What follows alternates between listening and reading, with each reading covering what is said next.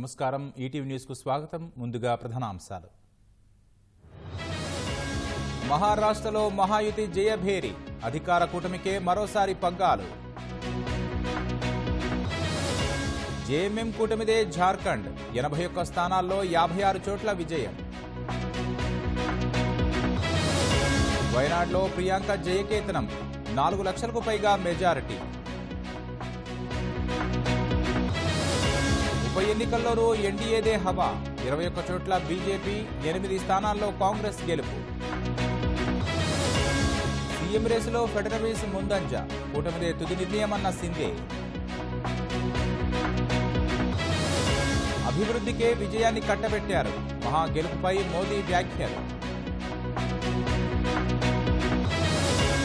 టెస్టుపై పట్టు బిగించిన భారత్ రికార్డు సృష్టించిన ఓపెనింగ్ జోడీ